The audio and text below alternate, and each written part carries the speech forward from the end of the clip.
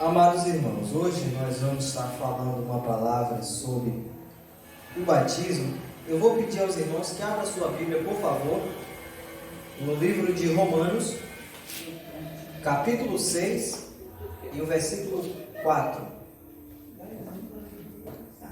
A carta que Paulo escreveu aos Romanos, capítulo 6 e o versículo 4. Aleluia.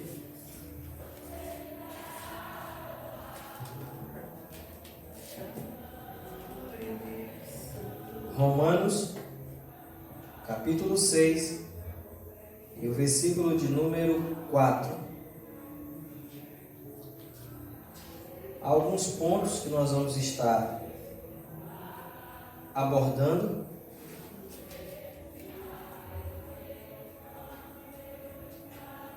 Romanos está no Novo Testamento, depois de Mateus, Marcos, Lucas, João, Atos, Romanos.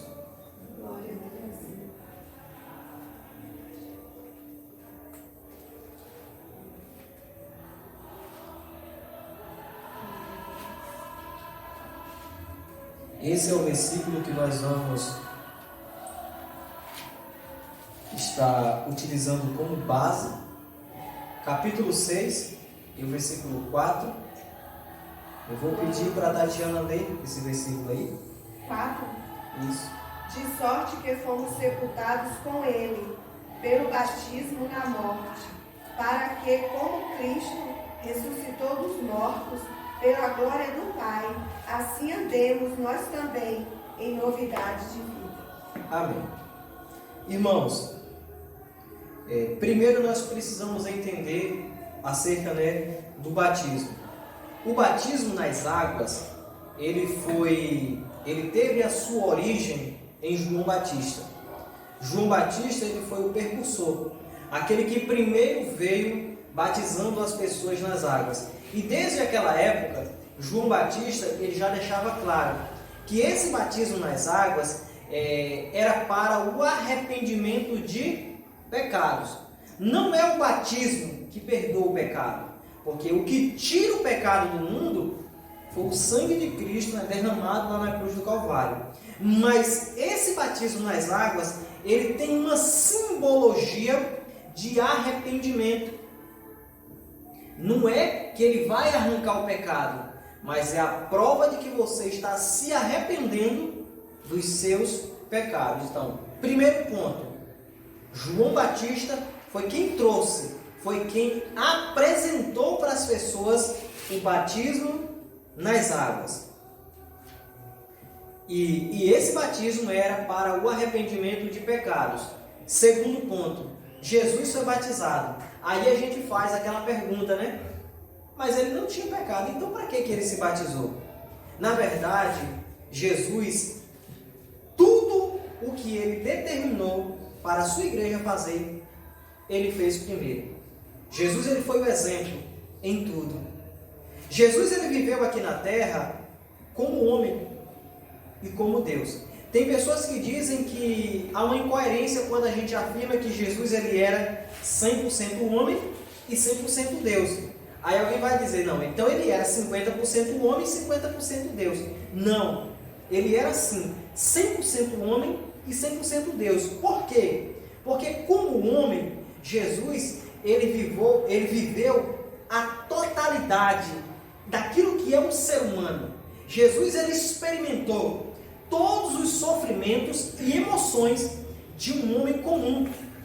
Jesus, ele viveu a sua vida humana em pleno vapor, com todas as suas forças, assim também como ele viveu a sua vida divina como Deus de forma intensa. Ele era 100% homem e 100% Deus.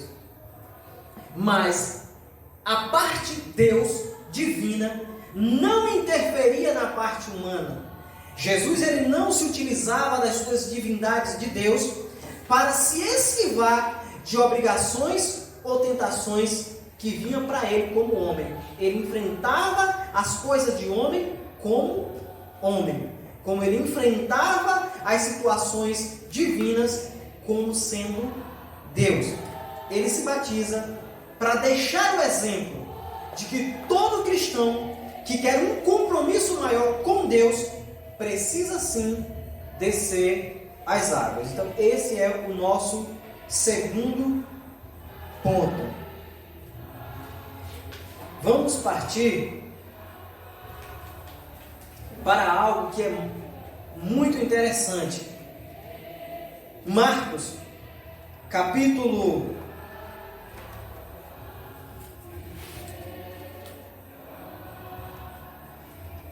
15, se eu não me engano, versículo 16.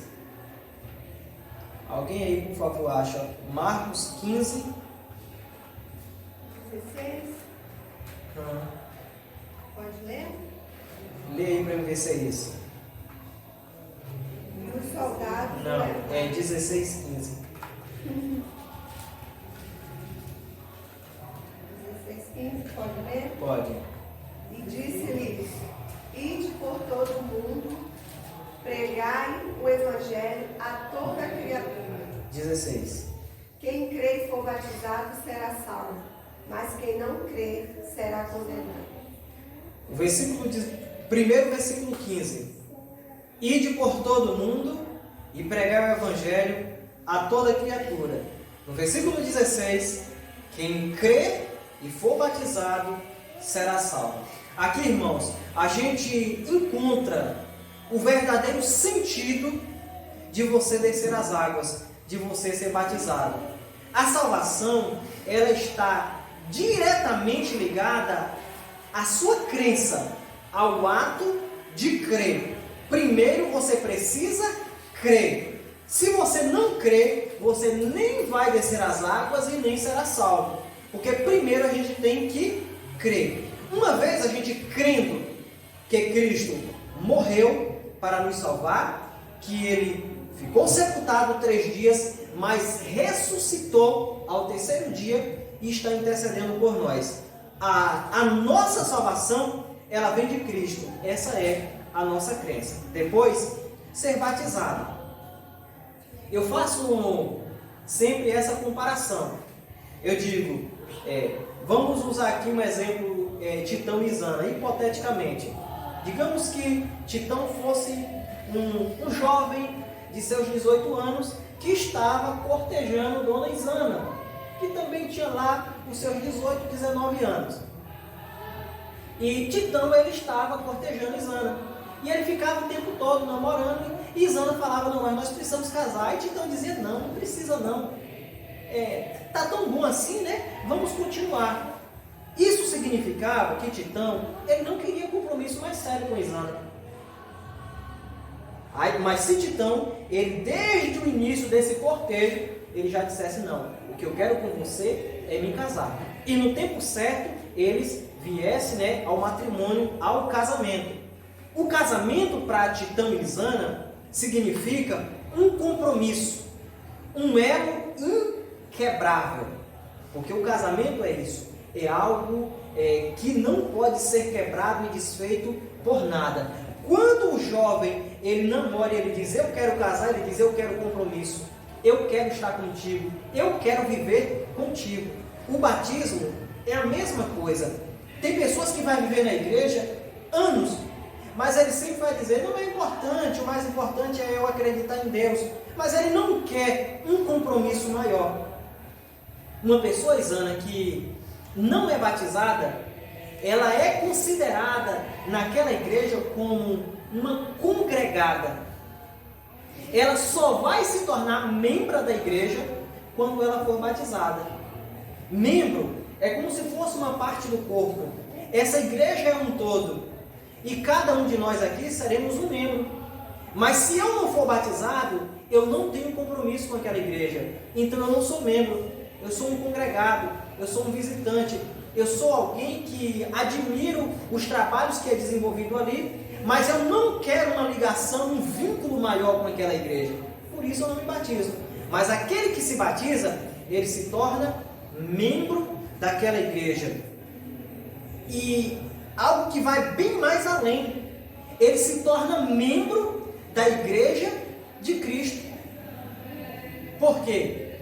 Quando você se batiza, você se torna membro da igreja, e essa igreja é uma partícula da igreja de Cristo que está em todo o mundo. Depois que você se batiza, você passa a ter alguns direitos, algumas obrigações, mas o principal direito que ninguém pode lhe negar, a participação na Santa Ceia. Para mim, o culto mais importante da igreja, a Santa Ceia do Senhor, é quando nós revivemos o ato que Cristo ele fez com os seus discípulos na noite que antecedeu a sua captura para ser levado à crucificação. É quando nós fazemos de uma forma conjecturada, nós recriamos, revivemos todo o martírio, todo o sofrimento de Jesus Cristo para nos garantir salvação. Então, ser batizado é isso. Mas primeiro nós temos que crer. Sem crer, nós não chegaremos ao batismo e muito menos à salvação. Então esse é outro ponto muito importante.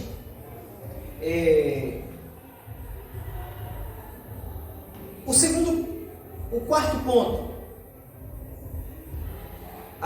Eu falei aqui no início que o batismo de João é para o arrependimento de pecados. Por que a igreja evangélica não batiza crianças? Porque a própria Bíblia vai dizer que esse batismo nas águas é para o arrependimento. E você só se arrepende de alguma coisa quando você tem consciência. E uma criança, vamos colocar o exemplo de Vitória. Vitória, ela vive a inocência. Vitória, ela tem pecado, porque o pecado está dentro do ser humano desde que ele nasce. Mas esse pecado, ela não está desenvolvendo. Vitória é um anjo. Vitória não precisa ser batizada. Porque se o arrebatamento fosse hoje, quem é que eu tenho certeza que subiria era a Vitória. Os outros é uma aventura. Vitória é uma certeza. Então, nós não batizamos crianças porque a criança, ela não tem consciência. Por isso ela não precisa se arrepender. Ela não vive, ela não desenvolveu essa vida pecaminosa que nós adultos já vivemos. Em muitos sentidos. Por mais que a gente lute constantemente contra essa nossa natureza terrível, que é a nossa carne. Mas por isso que a igreja evangélica não batiza criança, porque é para arrependimento do pecado e ela não tem consciência disso. Aí alguém vai dizer, mas então pastor, qual a idade ideal? Qual o momento de se batizar uma criança ou uma adolescente? Eu diria, irmãos, que não existe uma idade estipulada. Nós temos aqui o exemplo de Tatiana. Tatiana foi batizada com 12 anos. 11 anos. Olha, 11 anos. Mas ela já tinha uma maturidade. Ela já tinha uma consciência. Ela sabia o que queria e ela escolheu ser batizada. E foi feito em união. Porque se o pastor me batizasse, eu acho que eu ia entrar em depressão. Era um caso excepcional. Então, existem casos como esse. Existem pessoas, adolescentes, com 15 anos, que o pastor não pode batizar porque ele não tem maturidade. Tem pessoas que a maturidade, ela demora de chegar. Eu sempre estipulo, normalmente as meninas, as adolescentes, elas adquirem a maturidade mais cedo. Então, a partir dos 13 anos, já se batiza. Normalmente os meninos, a partir dos 14, 15 anos, alguns um pouco antes, por conta disso que eu falei. Em algumas pessoas essa maturidade ela vem mais cedo, mas no geral, adolescentes, meninas a partir dos 13 e os meninos dos 14, 15. E esse é o parâmetro que a maioria dos pastores eles vão trilhar. terão casos como o de Tatiana, que foi batizada com 11 anos. Já vi casos até de 10 anos, mas são casos excepcionais. Mas tem que se levar em consideração o nível de consciência daquela criança. Porque tem menino que diz, eu quero como se fosse uma brincadeira, né? Algo porque viu os outros fazer. Então, a gente também tem que avaliar essas questões. Um outro ponto.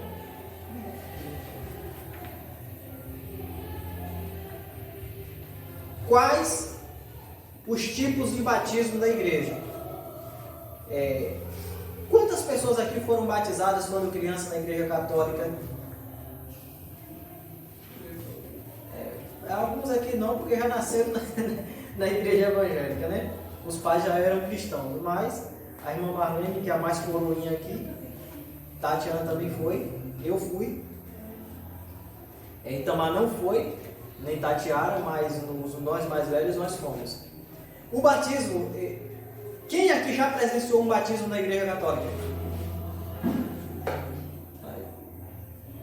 Normalmente, né, o padre, ele pega uma água, né, e joga na cabeça da criança ou do adulto, seja lá porque não pode é ficar pagão, né? Tem que ser batizado. Existem, irmãos, 3 tipos de batismo. O batismo que nós mais conhecemos, que é utilizado pela igreja católica, também é utilizado pela igreja presbiteriana, que é o batismo por aspersão. O que é o batismo por aspersão?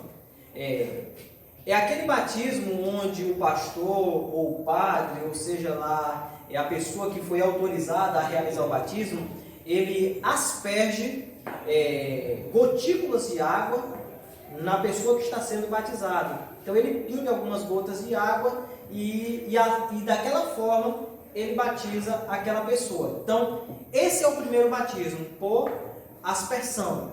O segundo batismo é o batismo por efusão.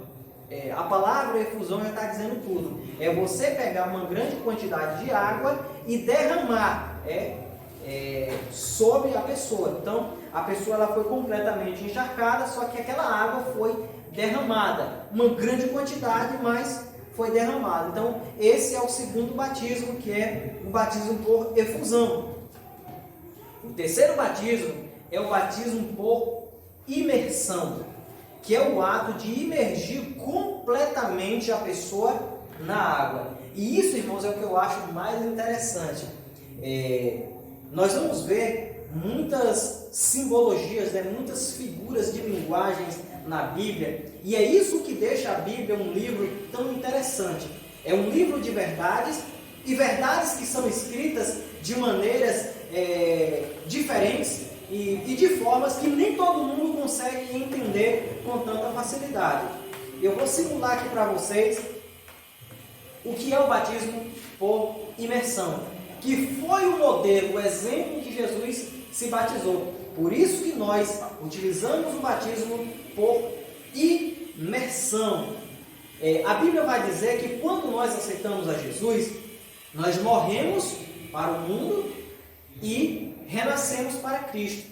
Em João, no capítulo 3, Jesus ele vai travar uma conversa com Nicodemos, e ele vai dizer, olha Nicodemos, é preciso nascer de novo. Aí Nicodemos vai dizer, mas Senhor, como que eu vou nascer de novo? Será que eu nessa idade, eu vou entrar novamente no ventre da minha mãe para voltar à vida? Jesus vai dizer, não Nicodemos, é preciso nascer da água e do Espírito. Quando aceitamos a Jesus, nós morremos para o mundo, nascemos uma nova criatura para Jesus Cristo. O batismo por imersão, quando o pastor ele mergulha a pessoa na água, aquele ato de mergulhar a pessoa simboliza sepultando o antigo homem, a antiga criatura. Então ele foi sepultado. Veja que a água ela cobre completamente a pessoa. É como um cadáver, né, que é sepultado no seio da terra. Quando o pastor ele emerge essa pessoa de dentro da água para fora, aquilo ali simboliza o nascimento de uma nova criatura. O velho homem foi sepultado. Por isso o batismo de arrependimento de pecado. O velho homem simboliza todo o nosso histórico de pecado, de transgressões. Então ele foi sepultado, ele foi arrancado. Quando você é tirado da água, aí surge a nova criatura. Aquele que agora vai viver para Cristo. E todos os seus pecados foram lançados no mar do esquecimento. Então, o batismo nas águas é exatamente para isso. Para representar de uma forma simbólica a morte e sepultura do antigo homem e o ressurgimento, o renascimento de uma nova criatura. E esse batismo nas águas, ele tem essas seguintes importâncias. Primeiro, você só se tornará membro de uma igreja quando você for batizado nas águas. Depois, você só participará da Santa Ceia se você for batizado nas águas. E aí, Zana, vem aquela questão. E isso é o que nós vamos adotar aqui na nossa igreja. Uma pessoa, ela só pode desenvolver um cargo na igreja se ela for membro da igreja. E ela só é membro se for batizada. Então, qualquer pessoa aqui só vai poder desenvolver um cargo, ser um porteiro. É algo pequeno. A gente pode pegar uma pessoa que está visitando, que aceitou Jesus, que é um congregado, e pôr ele sim para ficar ali na porta. Mas aquela não é uma função dele. Ele não vai ser oficializado porteiro. Ele vai ser alguém que vai estar ajudando.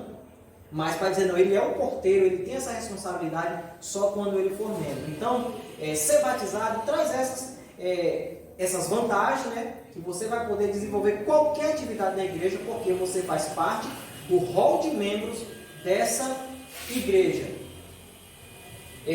Digamos que uma pessoa, Zezinho dos Anzóis.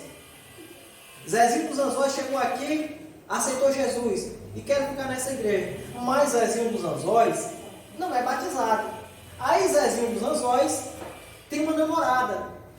E um dia Zezinho dos Anzóis chega aqui e diz: pastor, caí em tentação. Eu vou chamar Zezinho dos Anzóis e dizer: Zezinho dos Anzóis, meu filho, busque, né, se reconciliar com Deus. Vou aconselhar ele e ele vai continuar tendo a mesma vida. Mas, digamos que agora Zezinho dos Anzóis foi batizado. Zezinho dos Anzóis é membro da igreja. E aí ele escorregou. Pastor, eu caí em tentação aí, e agora? Eu digo: agora, Zezinho dos Anzóis, o buraco é mais embaixo. Aí eu vou ter que chamar ele para conversar e ele vai ficar afastado de todas as atividades Santa Ceia por um período que nós vamos determinar. Isso é o que nós chamamos de disciplina. Isana disciplina Vitória. Por quê? Vitória é filha de Isana. Isana não pode disciplinar Enzo. Enzo não é filho de Isana. Então, nós disciplinamos quem é membro. A disciplina não é para matar. A disciplina não é para expor. Tanto que nós não vamos adotar aqui o que muitas igrejas fazem. Alguém caiu em alguma situação, a gente vai chegar aqui na Santa Ceia e dizer: Zezinho dos Anzóis está 30 dias de suspensão porque caiu em fornicação com a namorada. Não. Nós vamos tratar em particular, porque o que ele precisa é, primeiro, confessar diante do seu pastor. E ele precisa confiar plenamente no pastor. E é isso, irmãos, que eu vou sempre buscar de vocês, essa confiança. Vocês podem ter certeza de uma coisa: aquilo que é falado entre eu, pastor, e vocês, fica aqui, não sai, ninguém vai ficar sabendo. Tem coisas que me foram confidenciadas que eu levarei para o túmulo. Porque no dia que alguém me confidenciar algo e eu vazar, eu perderei para sempre a confiança daquela pessoa. E eu estou aqui para ser um ajudador, para ouvir e para aconselhar também. Então, a disciplina, ela é para isso que nós vamos utilizar esses meios. Zezinho dos Anzóis caiu. Nós vamos chegar a ele em particular e vamos estipular a disciplina dele. No dia da Santa Ceia, ele vai vir, não vai participar da Santa Ceia, ninguém sabe por quê, porque ninguém precisa ficar sabendo do que aconteceu com o outro. Isso é fazer fofoca. Em muitas reuniões as coisas eram passadas e o pastor dizia: irmãos, morre aqui. As irmãs já saíam lá na porta, batendo com a língua no dente. Você viu? Caiu. Então, isso não vai acontecer e nós não vamos dar munição para que isso venha acontecer na nossa igreja. Amém? Então, o batismo, ele traz esses compromissos, essas obrigações e também essas pendências. Quando eu tenho certeza que por a gente já ter essa ligação, parece que vocês já são membros batizados, que já tem anos aqui congregando. Quando alguém vê Isana, vê Titão, lembra da nossa igreja. E vocês têm que ter isso. Vocês são a marca dessa igreja. Vocês são a cara dessa igreja. A IBL não é essas paredes mal acabadas. Não. A IBL, Ministério Marcas do Cordeiro, é eu, é Tatiana, é Titão, é Isana, é Itamar, é Solineide, é Alex. Somos nós. Nós somos essa igreja. E nós precisamos nos colocarmos como uma igreja pura, santa. Perfeitos? Nunca vamos ser. Mas nós vamos lutar contra a nossa carne. Eu acredito, eu poderia utilizar palavras técnicas bonitas, mas eu falei o mais simples possível para que vocês possam entender. E domingo, eu vou estar, antes do batismo, eu vou ter uma palavra com as pessoas que vão se batizar e nós vamos fazer aquilo que nós chamamos de profissão de fé. Que é, mais uma vez, relembrando para vocês, e aquela questão onde eu vou perguntar a vocês se vocês creem que Cristo morreu e que ressuscitou, e que a salvação ela só é dada através de Cristo, e é onde também vocês vão fazer o juramento. Qual o juramento? Jurar ser fiel a Deus, não a essa igreja, não ao pastor dessa igreja, ser fiel a Deus até a morte. Amém? Que Deus ele esteja abençoando a vida de todos nós. E aqui eu encerro e concluo esse nosso estudo sobre o batismo.